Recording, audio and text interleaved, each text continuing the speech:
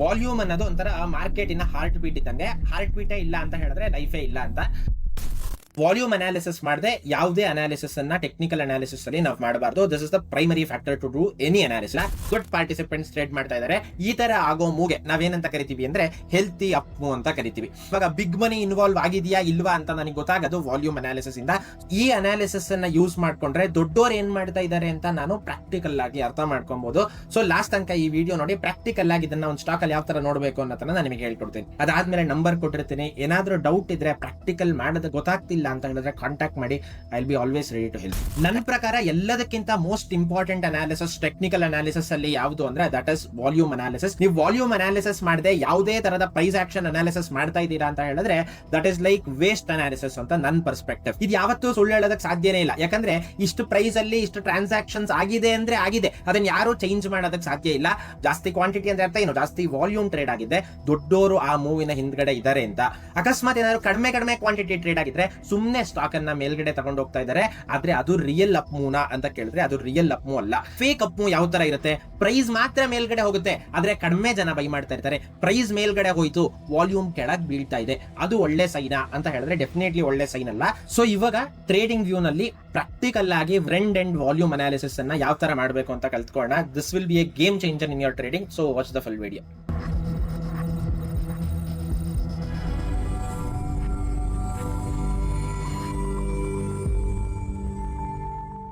ಎಲ್ರಿಗೂ ನಮಸ್ಕಾರ, ನಾನು ನಿಮ್ಮ ಸುಧಾತಾರಾಫ್, ಚಾರ್ಟೆಡ್ ವೆಲ್ತ್ ಮ್ಯಾನೇಜರ್. ಇವತ್ತಿನ ಈ ವಿಡಿಯೋದಲ್ಲಿ ನಾನು ನಿಮಗೆ ವಾಲ್ಯೂಮ್ ಅಂದ್ರೆ ಏನು, ವಾಲ್ಯೂಮ್ ಅನಾಲಿಸಿಸ್ ಅನ್ನ ಪ್ರಾಕ್ಟಿಕಲ್ ಆಗಿ ಯಾವ ತರ ಮಾಡಬೇಕು ಅನ್ನೋದನ್ನ ಹೇಳ್ಕೊಡ್ತೀನಿ. ಸೊ ಲಾಸ್ಟ್ ವಿಡಿಯೋದಲ್ಲಿ ನಾನು ನಿಮಗೆ ಟ್ರೆಂಡ್ ಅನಾಲಿಸಿಸ್ ನ ಇಂಪಾರ್ಟೆನ್ಸ್ ಬಗ್ಗೆ ಹೇಳ್ಕೊಟ್ಟಿದ್ದೆ. ಟ್ರೆಂಡ್ ಏನ್ ಹೇಳುತ್ತೆ ಅಂದ್ರೆ ಮಾರ್ಕೆಟಿನ ಡೈರೆಕ್ಷನ್ ಅನ್ನ ಹೇಳುತ್ತೆ, ಮಾರ್ಕೆಟ್ ಮೇಲ್ಗಡೆ ಹೋಗ್ತಾ ಇದೆಯಾ ಅಥವಾ ಕೆಳಗಡೆ ಬೀಳ್ತಾ ಇದೆಯಾ ಅನ್ನೋದ್ರ ಬಗ್ಗೆ ಹೇಳುತ್ತೆ. ಆದ್ರೆ ವಾಲ್ಯೂಮ್ ಏನ್ ಹೇಳುತ್ತೆ ಅಂದ್ರೆ ಆ ಮೇಲ್ಗಡೆ ಅಥವಾ ಕೆಳಗಡೆ ಹೋಗ್ಬೇಕಾದ್ರೆ ಸ್ಟ್ರೆಂತ್ ಇದೆಯಾ ಇಲ್ವಾ ಅಂತ ನನಗೆ ಗೊತ್ತಾಗಬೇಕು ಅಂದ್ರೆ ವಾಲ್ಯೂಮ್ ಅನಾಲಿಸಿಸ್ ಅನ್ನ ಮಾಡಬೇಕು. ನನ್ನ ಪ್ರಕಾರ ಎಲ್ಲದಕ್ಕಿಂತ most important analysis technical analysis ಅಲ್ಲಿ ಯಾವುದು ಅಂದ್ರೆ ದಟ್ ಇಸ್ ವಾಲ್ಯೂಮ್ ಅನಾಲಿಸಿಸ್. ನೀವು ವಾಲ್ಯೂಮ್ ಅನಾಲಿಸಿಸ್ ಮಾಡದೆ ಯಾವುದೇ ತರದ ಪ್ರೈಸ್ ಆಕ್ಷನ್ ಅನಾಲಿಸಿಸ್ ಮಾಡ್ತಾ ಇದ್ದೀರಾ ಅಂತ ಹೇಳಿದ್ರೆ that is like waste analysis ಅಂತ ನನ್ನ ಪರ್ಸ್ಪೆಕ್ಟಿವ್. ಇದಕ್ಕೆ ಯಾಕಷ್ಟು ಇಂಪಾರ್ಟೆನ್ಸ್ ಅಂತ ನಾವು ಅರ್ಥ ಮಾಡ್ಕೊಳ್ಳೋಣ. ವಾಲ್ಯೂಮ್ ಅಂತ ಹೇಳಿದ್ರೆ ಎಷ್ಟು ಟ್ರಾನ್ಸಾಕ್ಷನ್ಸ್ ಆಗ್ತಾ ಇದೆ, total number of transactions between buyers and sellers ಅಂತ ಹೇಳ್ಬೋದು. ಓವರ್ ಆಲ್ ಎಷ್ಟು ಟ್ರಾನ್ಸಾಕ್ಷನ್ಸ್ ಆಗಿದೆ ಈ ಪ್ರೈಸ್ ಅಲ್ಲಿ ಅಂತ ನಮಗೆ ಗೊತ್ತಾಗೋದು ವಾಲ್ಯೂಮ್ ಇಂದ. ಇದು ಯಾವತ್ತೂ ಸುಳ್ಳು ಹೇಳೋದಕ್ಕೆ ಸಾಧ್ಯನೇ ಇಲ್ಲ. ಯಾಕಂದ್ರೆ ಇಷ್ಟು ಪ್ರೈಸ್ ಅಲ್ಲಿ ಇಷ್ಟು ಟ್ರಾನ್ಸಾಕ್ಷನ್ಸ್ ಆಗಿದೆ ಅಂದ್ರೆ ಆಗಿದೆ, ಅದನ್ನ ಯಾರು ಚೇಂಜ್ ಮಾಡೋದಕ್ಕೆ ಸಾಧ್ಯ ಇಲ್ಲ. ಅಲ್ಲಿ ನಮಗೆ ಇವಾಗ ಬಿಗ್ ಮನಿ ಇನ್ವಾಲ್ವ್ ಆಗಿದೆಯಾ ಇಲ್ವಾ ಅಂತ ನನಗೆ ಗೊತ್ತಾಗೋದು ವಾಲ್ಯೂಮ್ ಅನಾಲಿಸಿಸ್ ಇಂದ. ವಾಲ್ಯೂಮ್ ಅನಾಲಿಸಿಸ್ ಅನ್ನ ನಾವು ಒಂದು ಸಿಂಪಲ್ ಸ್ಟೋರಿ ಮೂಲಕ ನಾವು ಇವತ್ತು ಅರ್ಥ ಮಾಡ್ಕೊಳ್ಳೋಣ. ರಾಜು ಅನ್ನೋನು ಈರುಳ್ಳಿ ಮಾರ್ತಾ ಇದ್ದಾನೆ ಚಿಕ್ಕಮಂಗ್ಳೂರ್ ಮಾರ್ಕೆಟ್ ಅಲ್ಲಿ ಅಂತ ಅನ್ಕೊಳ್ಳೋಣ. ನಾರ್ಮಲ್ ದಿನ ಯಾವ ತರ ಇರುತ್ತೆ ಅಂದ್ರೆ ಒಂದ್ 10 ಜನ ಬರ್ತಾರೆ, ಒಂದ್ 30 ರೂಪಾಯಿಗೆ ಈರುಳ್ಳಿನ ಮಾರ್ತಾ ಇದ್ದಾನೆ ಅಂತ ಅನ್ಕೊಳ್ಳೋಣ. ಇವಾಗ ಏನೋ ಒಂದ್ ಸಡನ್ ಇವೆಂಟ್ ಇಂದ 100 ಜನ ಒಂದೇ ಸಲ ಬಂದಿದ್ದಾನೆ. 100 ಜನ ಬಂದ ತಕ್ಷಣ ಏನಾಗುತ್ತೆ ಅಂದ್ರೆ ಡಿಮ್ಯಾಂಡ್ ಜಾಸ್ತಿ ಆಗುತ್ತೆ. ಡಿಮ್ಯಾಂಡ್ ಜಾಸ್ತಿ ಆದ ತಕ್ಷಣ ಪ್ರೈಸ್ ಏನಾಗುತ್ತೆ ಅಂತ ಹೇಳಿದ್ರೆ ಆಟೋಮೆಟಿಕಲಿ 30 ರೂಪಾಯಿಲಿರೋ ಈರುಳ್ಳಿ ಬೆಲೆ ಒಂದೇ ಸಲ 50 ರೂಪಾಯಿಗೆ ಹೋಯ್ತು ಅಂತ ಅನ್ಕೊಳ್ಳೋಣ.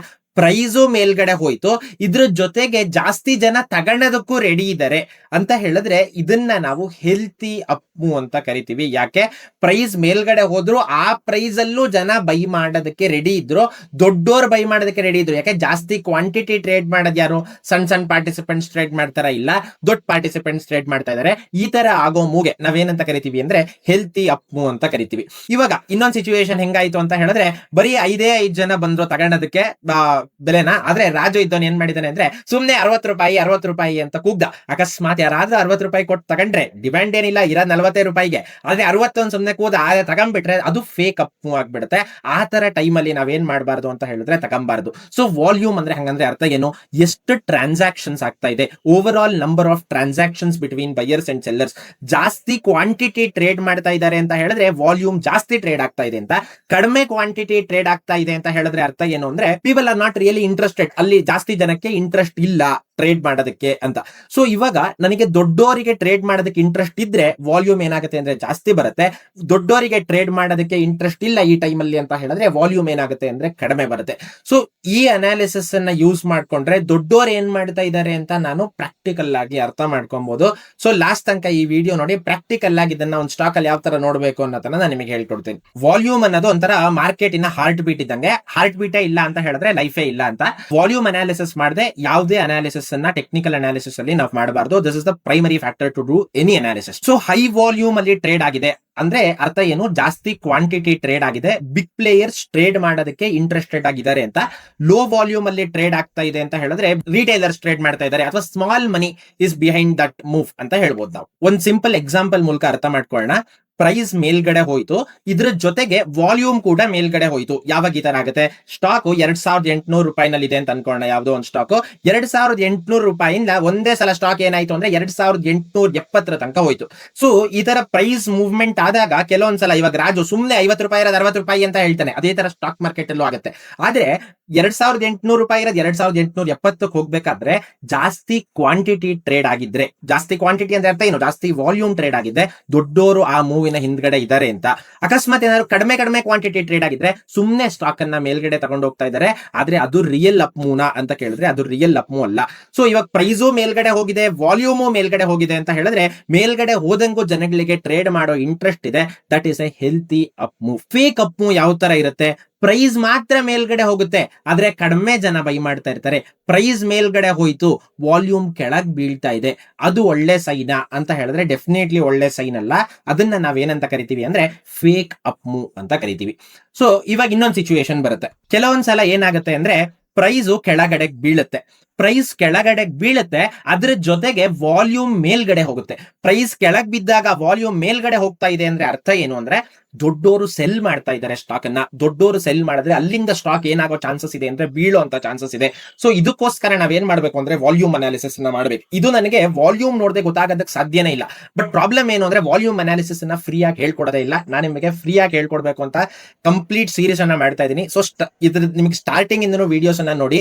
ಡೈರೆಕ್ಟ್ ಆಗಿ ಫಸ್ಟ್ ಗೆ ಈ ವಿಡಿಯೋ ನೋಡಿದ್ರೆ ನಿಮಗೆ ಕ್ಲಾರಿಟಿ ಆಫ್ ಥಾಟ್ ಬರದೇ ಇರಬಹುದು, ಬಟ್ ಸ್ಟಾರ್ಟಿಂಗ್ ಇಂದ ಈ ವಿಡಿಯೋ ನೋಡಿದ್ರೆ ನಿಮಗೆ ಕಂಪ್ಲೀಟ್ ಕ್ಲಾರಿಟಿ ಆಫ್ ಥಾಟ್ ಬರುತ್ತೆ. ಇವತ್ತೇ ನಾನು ನಿಮಗೆ ಪ್ರಾಕ್ಟಿಕಲ್ ವಿಡಿಯೋನು ಹೇಳ್ಕೊಡ್ತೀನಿ. ಫೈನ್. ಇದಾದ್ಮೇಲೆ ಕೆಲವೊಂದ್ಸಲ ಏನಾಗುತ್ತೆ ಅಂದ್ರೆ ಪ್ರೈಸ್ ಕೆಳಗ್ ಬೀಳ್ತಾ ಇರುತ್ತೆ, ಕೆಳಗ್ ಬೀಳ್ತಾ ಇದೆ ಅಂತ ಜನ ಭಯ ಬೀಳ್ತಾ ಇರ್ತಾರೆ, ಆದ್ರೆ ವಾಲ್ಯೂಮೇ ಇರಲ್ಲ.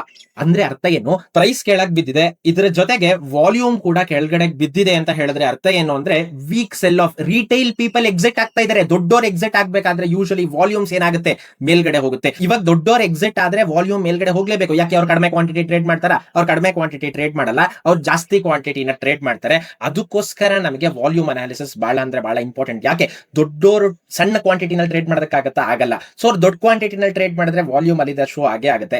ಅದಕ್ಕೋಸ್ಕರ ನಾನು ವಾಲ್ಯೂಮ್ ನ ನೋಡದೆ ಏನೇ ಅನಾಲಿಸಿಸ್ ಮಾಡಿದ್ರು ನನ್ನ ಪ್ರಕಾರ it is A waste analysis. So ಇವತ್ತು ನಾವು ಇದನ್ನ ಪ್ರಾಕ್ಟಿಕಲ್ ಆಗಿ ಅರ್ಥ ಮಾಡ್ಕೊಳ್ಳೋಣ. ಸೊ ಇದು 4 ಸಿಚುವೇಶನ್ ಅನ್ನ ಟ್ರೇಡಿಂಗ್ ವ್ಯೂ ನಲ್ಲಿ ಯಾವ ತರ ನೋಡ್ಬೇಕು ಅಂತ ನೋಡೋಣ. ಸೊ ಇವಾಗ ಟ್ರೇಡಿಂಗ್ ವ್ಯೂ ನಲ್ಲಿ ಪ್ರಾಕ್ಟಿಕಲ್ ಆಗಿ ಟ್ರೆಂಡ್ ಅಂಡ್ ವಾಲ್ಯೂಮ್ ಅನಾಲಿಸಿಸ್ ಅನ್ನ ಯಾವ ತರ ಮಾಡಬೇಕು ಅಂತ ಕಲ್ತ್ಕೊಳ್ಳೋಣ. This will be a game changer in your trading. So watch the full video. So TradingView first ಬರಬೇಕು. ಇಲ್ಲಿ ಇಂಡಿಕೇಟರ್ಸ್ ಅಂತ ಇರುತ್ತೆ. ಇಂಡಿಕೇಟರ್ಸ್ ಹೋಗಿ ವಾಲ್ಯೂಮ್ ಅನ್ನೋದನ್ನ ಆಡ್ ಮಾಡಬೇಕು. ವಾಲ್ಯೂಮ್ ಅನ್ನ ಆಡ್ ಮಾಡಿದ ತಕ್ಷಣ ಏನಾಗುತ್ತೆ ಅಂದ್ರೆ ಇಲ್ಲಿ ಕೆಳಗಡೆ ಬಾರ್ಸ್ ಕಾಣಿಸ್ತಾ ಇದೆಯಲ್ಲ, ಇದೇ ವಾಲ್ಯೂಮ್ ಚಾರ್ಟ್. ವಾಲ್ಯೂಮ್ ಎಷ್ಟೆಷ್ಟು ಟ್ರೇಡ್ ಆಗಿದೆ, ಎವ್ರಿ ಕ್ಯಾಂಡಲ್ ಇಲ್ಲಿ ವಾಲ್ಯೂಮ್ ಎಷ್ಟು ಟ್ರೇಡ್ ಆಗಿದೆ ಅನ್ನೋದನ್ನ ಇಲ್ಲಿ ಇಂಡಿಕೇಶನ್ ನಮಗೆ ಏನಾಗುತ್ತೆ ಅಂದ್ರೆ ಗೊತ್ತಾಗುತ್ತೆ. ಸೊ ಇಲ್ಲಿ ಎಷ್ಟು ವಾಲ್ಯೂಮ್ ಟ್ರೇಡ್ ಆಗಿದೆ ಅಂದ್ರೆ ಇಲ್ಲಿ ಕಾಣಿಸ್ತಾ ಇರುತ್ತೆ ವಾಲ್ಯೂಮ್ ಪಕ್ಕ. ಇಲ್ಲಿ ಏನಿದೆ, ಇಲ್ಲಿ ನಂಬರ್ ಏನ್ ಕಾಣಿಸ್ತಾ ಇದೆ ಅಷ್ಟು ಟ್ರೇಡ್ ಆಗಿದೆ ಅಂತ. ಈ ಕ್ಯಾಂಡಲ್ ಅಲ್ಲಿ, ಆ ಕ್ಯಾಂಡಲ್ ಮೇಲೆ ನಾನು ಕ್ಲಿಕ್ ಮಾಡಿದ್ರೆ ಈ ಕ್ಯಾಂಡಲ್ ಅಲ್ಲಿ ಎಷ್ಟು ಟ್ರೇಡ್ ಆಗಿದೆ ಅಂದ್ರೆ 3.65 ಮಿಲಿಯನ್ ಟ್ರೇಡ್ ಆಗಿದೆ. ಅಷ್ಟು ಟ್ರೇಡ್ ನಮ್ಮ ರಿಟೇಲರ್ಸ್ ಟ್ರೇಡ್ ಮಾಡೋದು ಎಷ್ಟು share, 10 share, 15 share, 20 share, 100 share, 200 share ತಗೊಂತಾರೆ. ಬಟ್ ಇದು ಒಂದೇ ಒಂದು ಕ್ಯಾಂಡಲ್ ಅಲ್ಲಿ ಟ್ರೇಡ್ ಮಾಡಿರೋದು ಎಷ್ಟು ಅಂದ್ರೆ 3.65 ಮಿಲಿಯನ್.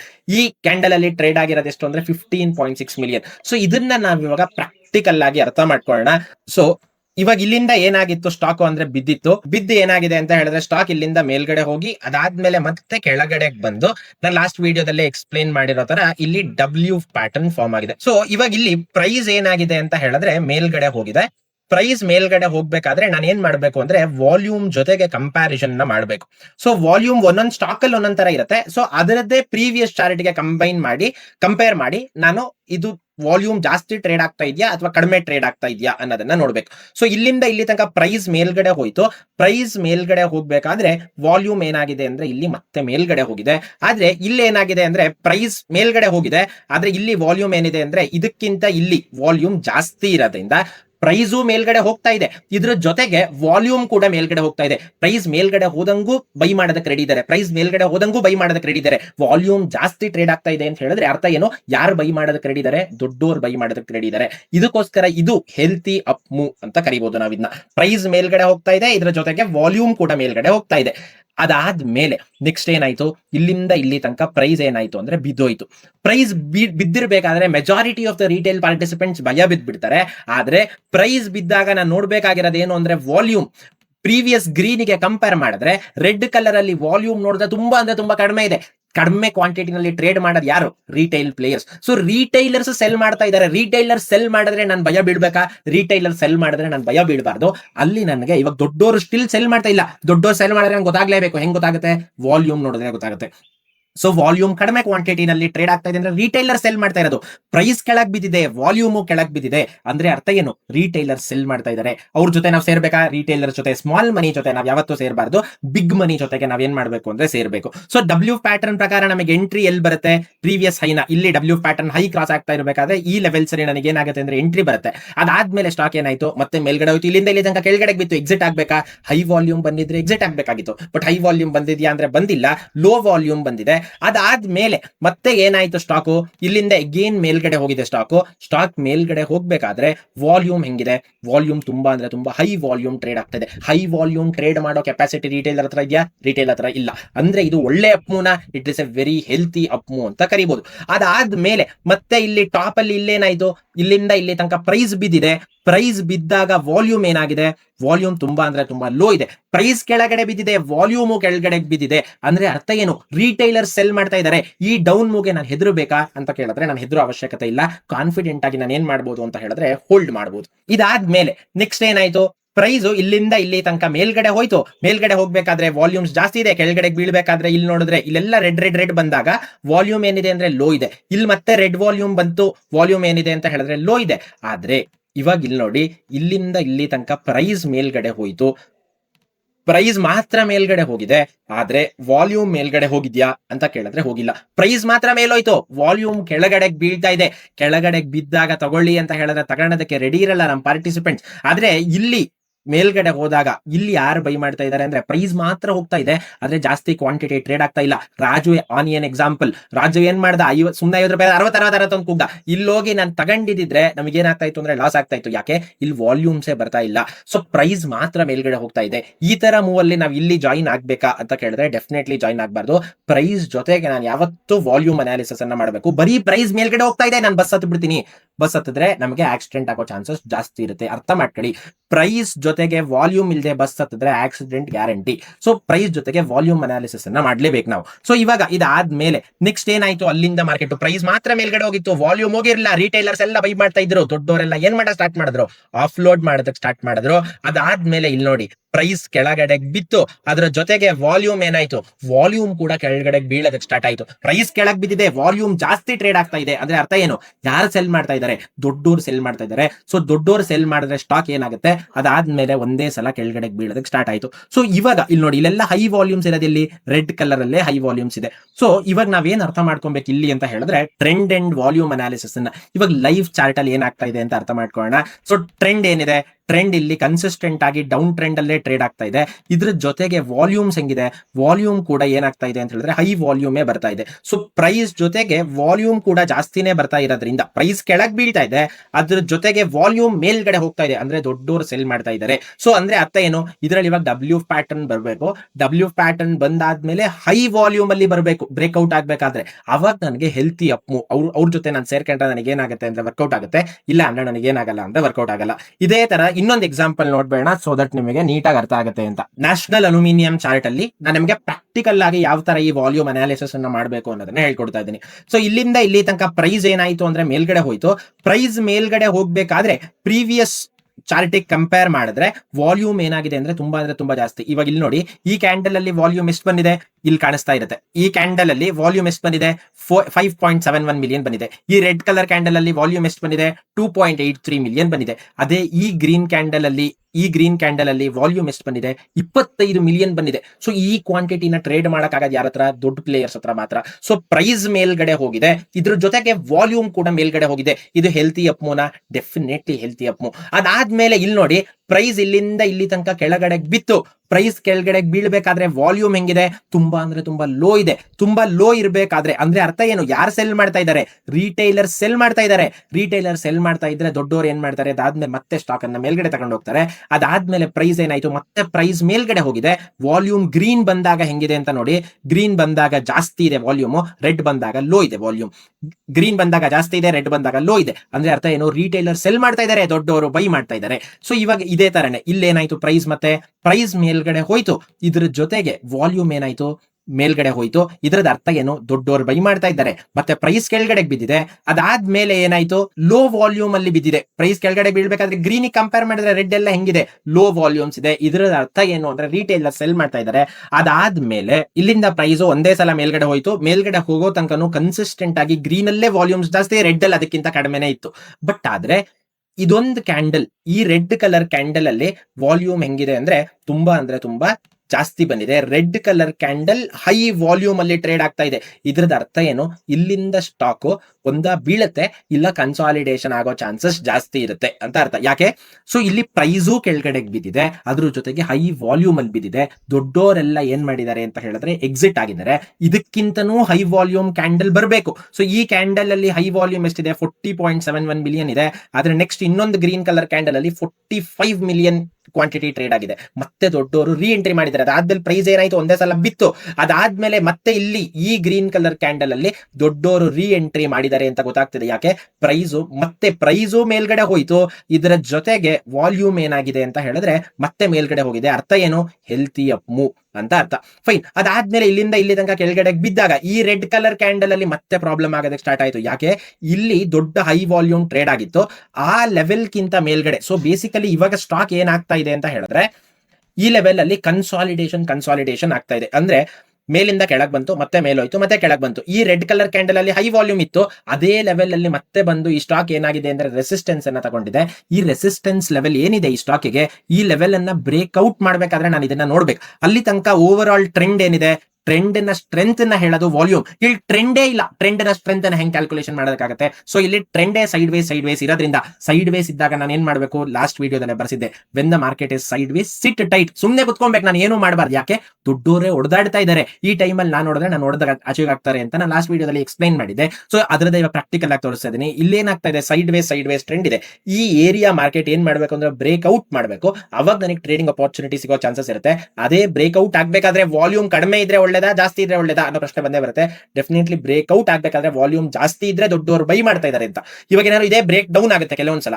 ಬ್ರೇಕ್ ಡೌನ್ ಆಗ್ಬೇಕಾದ್ರೆ ಲೋ ವಾಲ್ಯೂಮ್ ಅಲ್ಲಿ ಬ್ರೇಕ್ ಡೌನ್ ಆದ್ರೆ ಅದು ಫೇಕ್. ಹೈ ವಾಲ್ಯೂಮ್ ಅಲ್ಲಿ ಬ್ರೇಕ್ ಡೌನ್ ಆದ್ರೆ ದೊಡ್ಡವರು ಸೆಲ್ ಮಾಡ್ತಾ ಇದ್ದಾರೆ. ಅವ್ರು ಅವಾಗ ಸ್ಟಾಕ್ ಏನಾಗಬಹುದು ಅಂದ್ರೆ ಇನ್ನ ಬೀಳುವಂತ ಚಾನ್ಸಸ್ ಇರುತ್ತೆ. ಇದು ಪ್ರೈಸ್ ಜೊತೆಗೆ ವಾಲ್ಯೂಮ್ ಅನ್ನ ಯಾವ ತರ ಅನಾಲಿಸಿಸ್ ಮಾಡಬೇಕು ಅನ್ನೋದ್ರ ಬಗ್ಗೆ ನಾನು ನಿಮಗೆ ಪ್ರಾಕ್ಟಿಕಲ್ ಆಗಿ ಅರ್ಥ ಮಾಡಿಸಿರೋದು. ಇದ್ರ ಬಗ್ಗೆ ಇನ್ನ ವಿಡಿಯೋಸ್ ಬೇಕು ಅಂತ ಹೇಳಿದ್ರೆ ಕಮೆಂಟ್ ಅಲ್ಲಿ ತಿಳಿಸಿ. ನಿಮಗೆ ನಮ್ಮ ವಿಡಿಯೋಸ್, ನಮ್ಮ ಚಾನಲ್ ಹೇಗೆ ಅನಿಸ್ತಾ ಇದೆ, ನೀವು ಏನ್ ಕಲಿತಾ ಇದ್ದೀರಾ ಇಲ್ವಾ, ಅಥವಾ ನಿಮಗೆ ಏನಾದ್ರು ಡೌಟ್ಸ್ ಇದೆಯಾ, ಅದನ್ನ ಕಮೆಂಟ್ ಸೆಕ್ಷನ್ ಅಲ್ಲಿ ತಿಳಿಸಿ. ಅದಾದ್ಮೇಲೆ ನಂಬರ್ ಕೊಟ್ಟಿರ್ತೀನಿ, ಏನಾದ್ರೂ ಡೌಟ್ ಇದ್ರೆ ಪ್ರಾಕ್ಟಿಕಲ್ ಮಾಡೋದು ಗೊತ್ತಾಗ್ತಿಲ್ಲ ಅಂತ ಹೇಳಿದ್ರೆ ಕಾಂಟ್ಯಾಕ್ಟ್ ಮಾಡಿ. I will be always ready to help you. Thank you.